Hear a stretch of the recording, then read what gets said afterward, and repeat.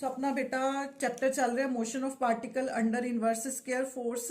ये अपना लैसन 5 है। हुण लैसन 5 दे विच आपां ने करना location of turning points. Location of turning points आपां किवें फाइंड आउट करनी है। देखो टर्निंग पॉइंट ते की हुंदा है, तुहानूं मैं पिछले अपने लैक्चर दे विच भी दस्सिया सी भी टर्निंग पॉइंट ते जिहड़ी वेलोसिटी है जीरो हो जूगी ते टर्निंग पॉइंट ते जिहड़ी एनर्जी होगी वो सिर्फ उहदी पोटेंशियल एनर्जी होगी।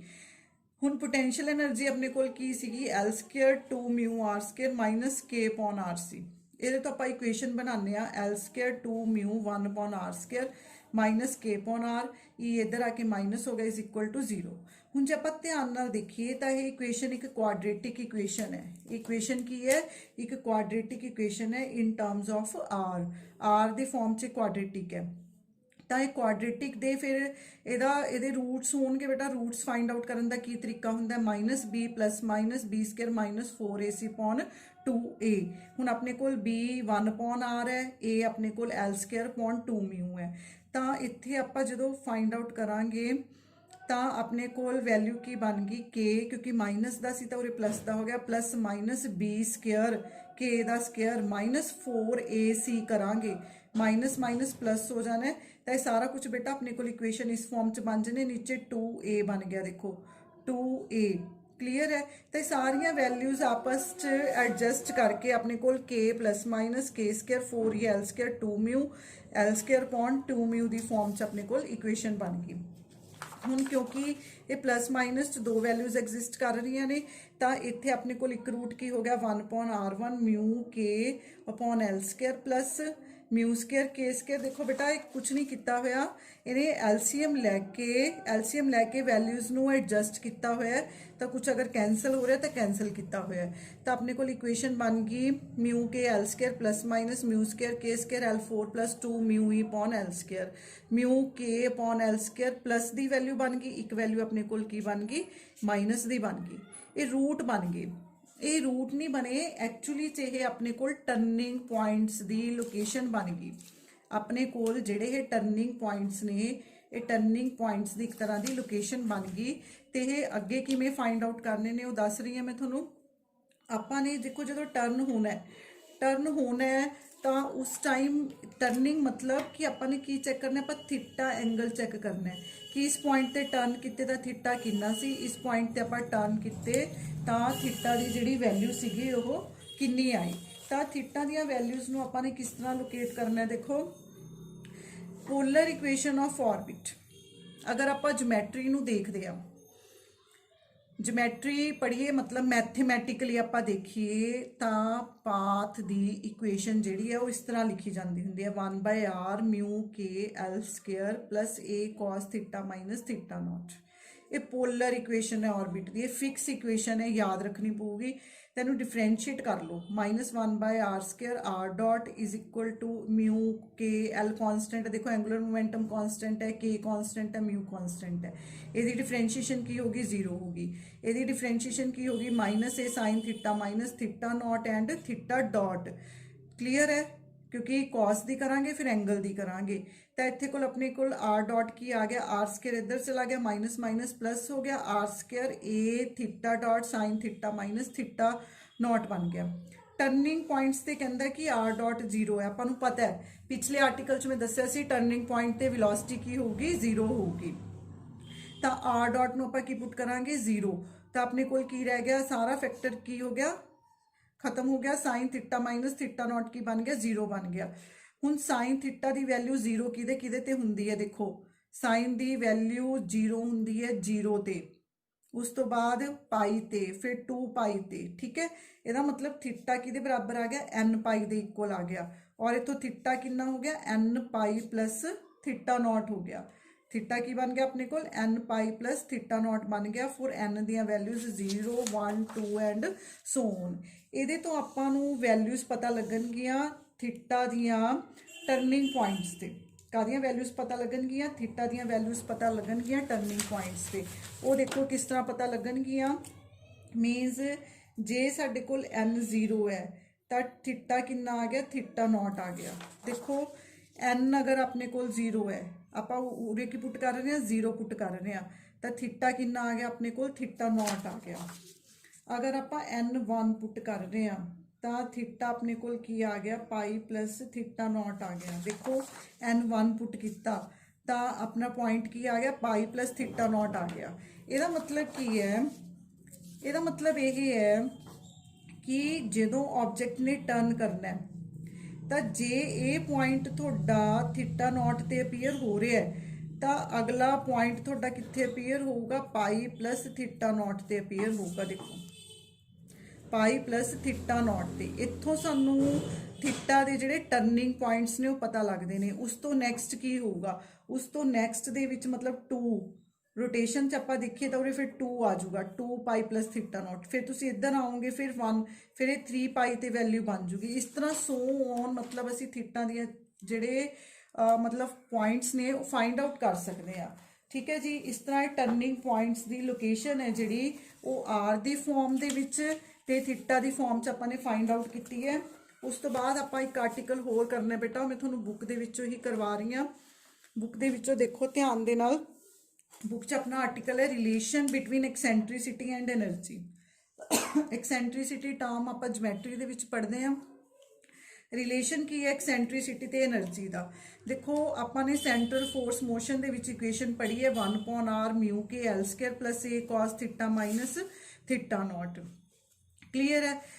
तो ये आपां की करना है नैक्सट, आपां ये वैल्यू नूं ये कह रहे हैं कि यूजिंग इक्वेशन 4.105 मतलब तुसीं थीटा नूं थीटा नॉट पुट कर दो।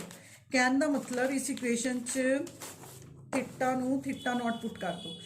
इस इक्वेशन च जदों आपां थीटा नूं थीटा नॉट पुट कर रहे हैं कॉस 0 बन गया, कॉस 0 मतलब 1 बन गया। तो इतों साडी इक्वेशन की बन गई, साडी इक्वेशन बन गई 1/r1 mu K upon L square plus ए बन गई। क्लीयर है? सिमिलरली असी दूजी वैल्यू पुट करते हैं mu K upon L square plus ए कॉस थीटा की वैल्यू अगली वैल्यू पुट करो pi plus theta naught minus theta not, एक कॉस पाई बन गया। कॉस पाई माइनस -1 बन जूगा तो अपने को वैल्यू की आ गई mu K upon L square minus ए।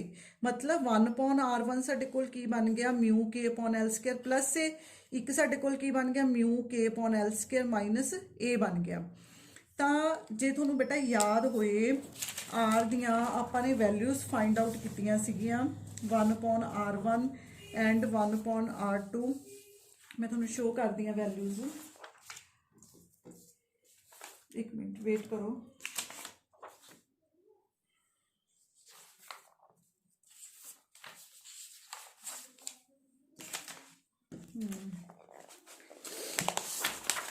आ देखो अपने को वैल्यूज़ बनिया सी 1/r1 is equal to mu K upon L square plus this 1/r2 mu K upon L square minus this 1। ये वैल्यूज़ आप डिस्टेंस की फॉर्म च कड्डियां सी, ये वैल्यूज़ आपने एंगल की फॉर्म च कड्डियां ने। ਇਹਦਾ मतलब जे इन्हां वैल्यूज़ नूं आपां ये दो वैल्यूज़ दे नाल कंपेयर करिए तो अपने कोल जिहड़ा ए है उरे ए दी वैल्यू अपने कोल सारी आ वाली बन गई। तो इन्हें ए नूं की लिख लिया mu square K square L4 2 mu E upon L square, ये ए दी वैल्यू आ गई। ठीक है जी, ए दी वैल्यू च नहीं की किया mu K upon L square common कढ़ लिया। जो कॉमन कढ़िया तो उरे 1 बन गया प्लस सेम वैल्यू के नाल तुसीं इहनूं डिवाइड करके देख लो 2e L square upon mu के स्केयर का 1/2 बन जूगा। ठीक है, ये वैल्यू नूं ए दी वैल्यू नूं आपां ने पुट करना है 4.91 नंबर इक्वेशन दे विच। देखो 4.91 नंबर इक्वेशन की है, 4.91 इक्वेशन की है मैं तुहानूं दस रही हाँ। देखो एक्सेंट्रिसिटी का बेटा एक रिलेशन है, ये रिलेशन सीधा याद रखो एल स्केयर अपॉन के म्यू एल स्केयर ए अपॉन के म्यू, ये एक्सेंट्रिसिटी का रिलेशन है। एल एंगुलर मोमेंटम है, ये कॉन्स्टेंट है, के भी कॉन्स्टेंट है, म्यू है जिहड़ा वो रिड्यूस्ड मास है। ठीक है, ये एक्सेंट्रिसिटी का एक रिलेशन है। ये जो आपने ए की वैल्यू फाइंड आउट की है वो ए की वैल्यू फिल कर दो। तो जो तुसी ए की आ वाली सारी वैल्यू नूं इत्थे फिल करोगे तो तुहानूं एक्सेंट्रिसिटी का एनर्जी के नाल एक रिलेशन मिल जूगा। वो एनर्जी का रिलेशन देखो की है 1 + 2e एल स्केयर म्यू के स्केयर 1/2। ये वाला आर्टिकल है ना, ये आर्टिकल बहुत इंपॉर्टेंट है। आर्टिकल की है relation between eccentricity and energy. ਕਹਿਣ ਦਾ ਮਤਲਬ ਇਹ ਹੈ ਕਿ ਜਦੋਂ ਪਾਰਟੀਕਲਸ ਆਪਣੇ ਆਰਬਿਟ ਦੇ ਵਿੱਚ ਘੁੰਮਦੇ ਨੇ ਤਾਂ ਉਹਨਾਂ ਦਾ ਪਾਥ ਕਿਸ ਤਰ੍ਹਾਂ ਦਾ ਹੈ, ਸਰਕੂਲਰ ਪਾਥ 'ਚ ਮੂਵ ਕਰਦੇ ਨੇ, ਪੈਰਾਬੋਲਿਕ 'ਚ ਮੂਵ ਕਰਦੇ ਨੇ, ਹਾਈਪਰਬੋਲਿਕ 'ਚ ਮੂਵ ਕਰਦੇ ਨੇ, ਕਿ ਉਹ ਐਲਿਪਟੀਕਲ ਪਾਥ ਦੇ ਵਿੱਚ ਮੂਵ ਕਰਦੇ ਨੇ। ਤਾਂ ਉਹ ਸਾਰੀਆਂ ਚੀਜ਼ਾਂ ਡਿਪੈਂਡ ਕਰਦੀਆਂ ਨੇ ਵੀ ਉੱਥੇ ਉਹਨਾਂ ਦੀ એનર્ਜੀ ਕੀ ਹੈ ਜਾਂ ਉਹਨਾਂ ਦੀ ਐਕਸੈਂਟ੍ਰਿਸਿਟੀ ਕੀ ਹੈ। ਤਾਂ ਇਹ ਆਪਣੇ ਕੋਲ ਇੱਕ ਰਿਲੇਸ਼ਨ ਬਣਿਆ ਐਕਸੈਂਟ੍ਰਿਸਿਟੀ ਤੇ એનર્ਜੀ ਦਾ। ਠੀਕ ਹੈ ਜੀ। ਹੁਣ ਜਦੋਂ ਅਸੀਂ ਦੇਖਦੇ ਹਾਂ ਕਹਿੰਦਾ ਅਗਰ ਐਕਸੈਂਟ੍ਰਿਸਿਟੀ ਗ੍ਰੇਟਰ ਦੈਨ 1 ਹੈ, ਦੇਖੋ ਆਪਣਾ ਐਕਸੈਂਟ੍ਰਿਸਿਟੀ ਦਾ ਰਿਲੇਸ਼ਨ ਹੈ, eccentricity is equal to 1 + 2E_L² upon μ K² ਦਾ 1/2। ਇਹ ਕਹਿੰਦਾ ਹੈ ਵੀ ਪਾਥ ਹਾਈਪਰਬੋਲਾ ਹੋਊਗਾ ਜੇ ਐਕਸੈਂਟ੍ਰਿਸਿਟੀ ਗ੍ਰੇਟਰ ਦੈਨ 1 ਹੋਊਗੀ, ਜੇ ਐਕਸੈਂਟ੍ਰਿਸਿਟੀ ਗ੍ਰੇਟਰ ਦੈਨ 1 ਹੋਊਗੀ। देखो L कांस्टेंट है, म्यू कांस्टेंट है, K कांस्टेंट है, 2 कांस्टेंट है, सिर्फ एनर्जी रह गई। ਇਹਦਾ मतलब ग्रेटर दैन 1 ਤਾਂ ਹੋਊਗਾ ਜੇ 1 ਦੇ ਵਿੱਚ ਕੁਝ ਐਡ ਹੋਊਗਾ। ਇਹਦਾ मतलब एनर्जी भी ग्रेटर दैन 1 ਹੋਣੀ ਚਾਹੀਦੀ ਹੈ। ਠੀਕ ਹੈ ਜੀ। मतलब ਪਾਰਟੀਕਲ ਆਪਣੇ ਹਾਈਪਰਬੋਲਿਕ ਪਾਥ ਦੇ ਵਿੱਚ ਤਾਂ ਮੂਵ ਕਰੂਗਾ ਅਗਰ ਉਹਦੀ એનર્ਜੀ ग्रेटर दैन 1 ਹੋਊਗੀ, ਤਾਂ ਹੀ ਉਹਦੀ ਐਕਸੈਂਟ੍ਰਿਸਿਟੀ ਕੀ ਹੋਊਗੀ, ग्रेटर दैन 1 ਹੋਊਗੀ। ਇਹ ਬੇਟਾ ਜਿਓਮੈਟਰੀ ਹੈ, मैथमेटिकल टर्म्स ने कि अगर किसी ऑब्जेक्ट की एक्सेंट्रिसिटी की वैल्यू ग्रेटर दैन 1 होगी तो हाइपरबोलिक पाथ दे विच मूव करूगा। ठीक है। तो ਉਹਦੇ ਲਈ पार्टिकल की एनर्जी भी ग्रेटर दैन 1 होनी चाहिए है। नैक्सट कहते कि पैराबोलिक च मूव करूगी अगर एक्सेंट्रिसिटी 1 है। हुण एक्सेंट्रिसिटी 1 तो होगी जे आ वाली सारी टर्म की हो जाए खत्म हो जाए। हुण ये टर्म तो खत्म होगी, ये सारी टर्म 0 तो होगी जे एनर्जी की होगी 0 होगी। ठीक है। तो पार्टिकल पैराबोलिक पाथ दे विच मूव करूगा तो एलिप्टिकल पाथ दे विच मूव करूगा जदों दी एक्सेंट्रिसिटी लैस दैन 1 होगी।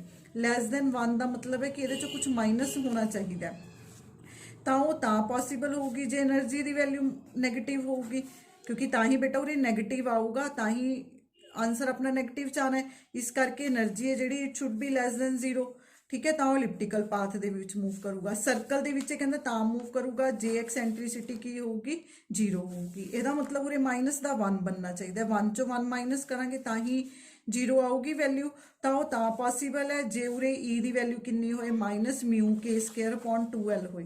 देखो -μ K² अपॉन 2L का स्केयर होए, मतलब जी पिछे वैल्यू बच रही है 2L² μ K² खत्म होनी चाहिए, मतलब डिवाइड होनी चाहिए है। ये डिवाइड होना चाहिए μ K² अपॉन 2L² दे नाल। ठीक है। डिवाइड होना चाहिए μ K² अपॉन 2L² दे नाल। तो इस तरह ਆਪਾਂ ਨੂੰ ਪਤਾ ਚੱਲਦੇ ਨੇ ਐਕਸੈਂਟ੍ਰਿਸਿਟੀ ਤੇ એનર્ਜੀ ਦੇ ਰਿਲੇਸ਼ਨਸ, ਜਿਹਦੇ ਤੋਂ ਆਪਾਂ ਪਾਰਟੀਕਲ ਜਾਂ ਆਬਜੈਕਟ ਦੇ ਪਾਥ ਨੂੰ ਜੱਜ ਕਰ ਸਕਦੇ ਹਾਂ ਵੀ ਉਹ ਐਲਿਪਟੀਕਲ ਮੂਵ ਕਰ ਰਿਹਾ, ਪੈਰਾਬੋਲਿਕ ਮੂਵ ਕਰ ਰਿਹਾ ਜਾਂ ਉਹ ਹਾਈਪਰਬੋਲਿਕ ਮੂਵ ਕਰ ਰਿਹਾ। ਉਸ ਤੋਂ ਬਾਅਦ ਬੇਟਾ ਇੱਕ ਚੀਜ਼ ਹੋਰ ਧਿਆਨ ਰੱਖਣੀ ਹੈ, ਉਹ ਕੀ ਹੈ ਕਿ ਜਿਹੜੀ ਐਕਸੈਂਟ੍ਰਿਸਿਟੀ ਹੈ ਉਹ ਕਿਹੜੇ ਫੈਕਟਰਸ ਤੇ ਡਿਪੈਂਡ ਕਰਦੀ ਹੈ। एक्सेंट्रिसिटी एनर्जी ते एंगुलर मोमेंटम ते डिपेंड करती है। ये ध्यान रखना है। Eccentricity of orbit is determined bye 2 parameters E and L। ये एनर्जी ते ओदे एंगुलर मोमेंटम ते। ठीक है जी। दस द शेप ऑफ ट्रजैक्टरी, मतलब ट्रजैक्टरी हुंदा पाथ, पाथ दा जिहड़ा शेप है फिर वो किस चीज़ ते डिपेंड करता है, वो डिपेंड करता है उहदे एंगुलर मोमेंटम ते उहदे एनर्जी ते। उस तो बाद नैक्सट आर्टिकल है shape and size of elliptical orbit. Shape and size of elliptical orbit समझ गए। एलिप्टिकल पाथ दे विच ऑब्जेक्ट मूव कर रहा, उहदा आपां ने शेप ते साइज फाइंड आउट करना है।